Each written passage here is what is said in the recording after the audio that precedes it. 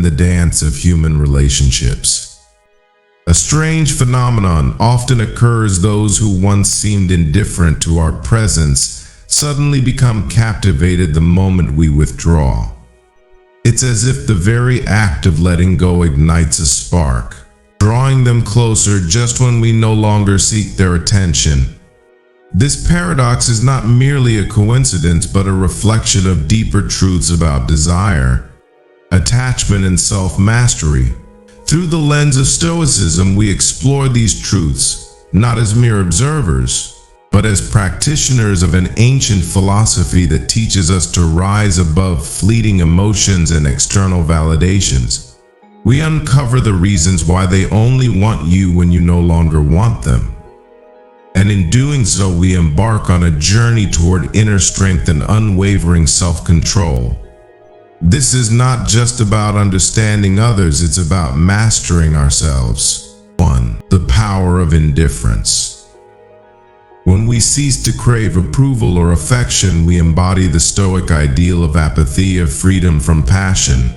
As Epictetus teaches, it is not what happens to you, but how you react to it that matters. The moment we withdraw our emotional investment, we become a mystery, an enigma that others yearn to decipher. This indifference is not born out of disdain, but out of a deep understanding that our peace is not contingent on external validation. 2. The illusion of control. People are often drawn to what they cannot control. When you no longer desire them, you strip away their perceived power over you. Marcus Aurelius reminds us you have power over your mind, not outside events. Realize this, and you will find strength in relinquishing the need to control how others perceive us. We reclaim our autonomy, and paradoxically, others become more intrigued by what they cannot grasp. 3. The value of scarcity. In the marketplace of human desires, what is rare is valued. Seneca observed, "It is not the man who has too little, but the man who craves more, that is poor." When you detach from your need for others, you become a scarce commodity, and it is this scarcity that ignites their interest. The moment you are no longer readily available, your absence is felt, and in that absence, they recognize your worth. 4. The attraction of self-mastery. There is a quiet allure in those who have mastered themselves.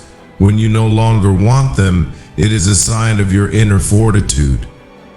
As Epictetus asserts, no man is free who is not master of himself. This self-mastery is magnetic. It draws others to you because they sense in you a strength they wish to possess.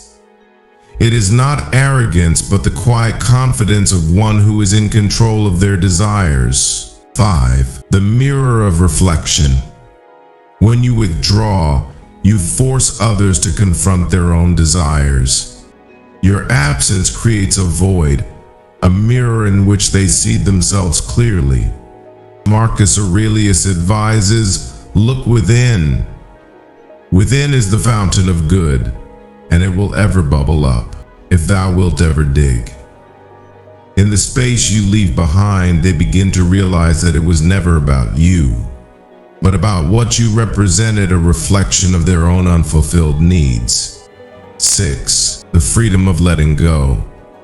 The greatest power you hold is the ability to let go.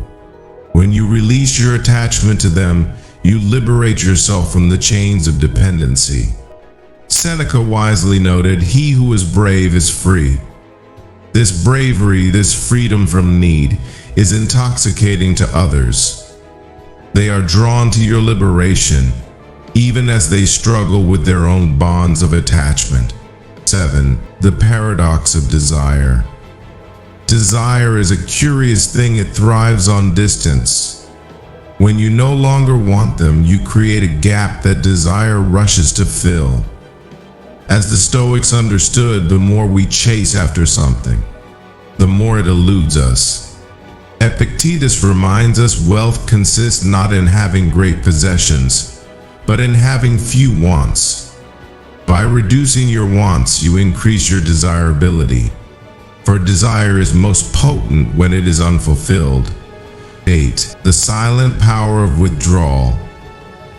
There is a power in silence, in the quiet withdrawal from the fray. When you retreat, you allow others the space to pursue you. As Marcus Aurelius observed, waste no more time arguing what a good man should be. In your silence, in your withdrawal, you embody the virtues that others aspire to. And in their pursuit of you, they confront their own inadequacies. 9. The ultimate proof, inner peace. Finally, the greatest proof that they only want you when you no longer want them is found in your own inner peace. When you reach the point where their presence or absence no longer stirs your emotions, you have achieved the Stoic ideal. As Seneca wrote, true happiness is to enjoy the present without anxious dependence upon the future. It is this inner tranquility, this peace that cannot be disturbed by the whims of others, that draws them to you. For in you they see a glimpse of what they lack, the calm assurance of a soul that needs nothing. As we journey through the wisdom of Stoicism, we find that the true power lies not in how others perceive us, but in how we perceive ourselves. The realization that they only want you when you no longer want them is not a call to manipulate or seek revenge, but a reminder of the profound strength that comes from within.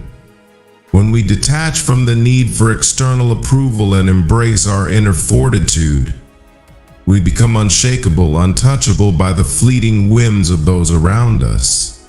This is the essence of Stoic mastery, to cultivate a state of being where our peace is self-sustained, where our desires are governed by reason, not by the unpredictable tides of external affection.